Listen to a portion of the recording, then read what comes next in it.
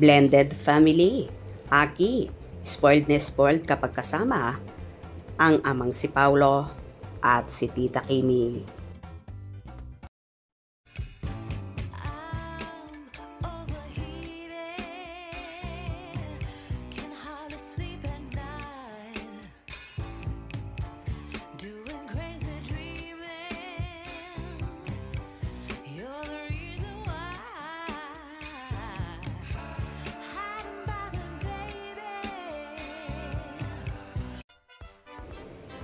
Ang sarap pakinggan na kahit magkahiwalay ang mga magulang ay patuloy pa rin nagkakasundo at nagiging maayos ang co-parenting.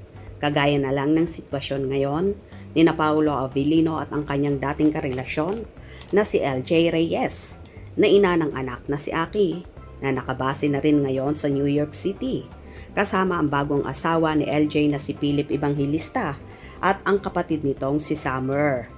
Nakakatuwa ang mga nagdaang panahon kung saan may naganap ring show sa ASAP noong nakarang taon sa Amerika. Kaya naman nagkaroon ng pagkakataon at time si Paulo na dalawin ng anak. Na sinabi pa at first time nga ipinakilala ang ka-love team na ngayon nga ay napapabalitang kasintahan na si Kim Chiu. Maayos naman ang naging pagkikita ng mag-ama at nakaklose agad ni Aki ang dalaga. Na ayon pa nga sa mga kumalat na balita ay tila spoiled na spoiled nga ang binatilyo sa amang si Paulo at sa kanyang tita Kimi, kung saan niregaluhan din ni Paulo kamakailan at pa-birthday sa anak ang bagong gamit sa paglalaro na nagiging bonding ng mag-ama with Kim kapag LDR sila at di magkasama. Kitang-kita rin sa mga lumalabas na ulat na spoiled si Aki kapag nakakasama nila si Paulo at Kim Chiu. Ito ay dahil na rin sa bibihira lang silang nagkikita-kita at nagkakaroon ng time. Lalo na ngayon na sunod-sunod ang mga ganap sa ASAP Tour. Para kay Paulo at Kim, ang bawat sandali kasama si Aki ay dapat sulitin at pahalagahan. Ang pagbibigay ng kasiyahan at mga bagay na nagpapasaya kay Aki ay isang paraan nila para punuan ang mga panahong wala sila sa tabi ng bata. Ang mga bonding moments na ito, tulad ng panonood ng show at paglilibot sa ibang bansa, ay nagbibigay ng matatamis na alaala na dadalhin ni Aki hanggang sa kanyang paglaki. Napakasarap makita na si Aki na ngayon ay binatang-binata na ay lumalaki sa pangangalaga at pagmamahala ng lahat ng taong mahalaga sa kanyang buhay. Ang kanyang kaligayahan ay produkto ng sakripisyo, pag-unawa at paggalang ng kanyang mga magulang.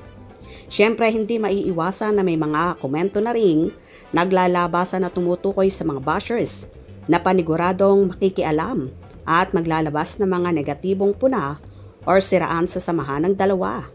Ngunit ang pamilya Avellino Reyes Chiu ay tila hindi na natitinag.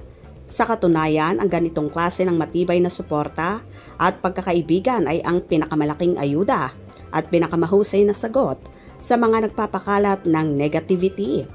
Ito ay isang malakas na mensahe na ang kanilang relasyon ay mas matibay pa sa anumang kritisismo sa social media.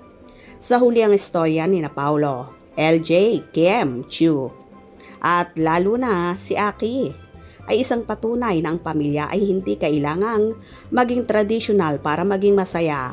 Ang pag-ibig sa anak ang pinakamahusay na tulay na magdudugtong sa mga puso. Ano man ang nakaraan, ito ang klase ng teleserye sa totoong buhay na talagang karapat dapat bigyan ng standing ovation. Sila ang totoo.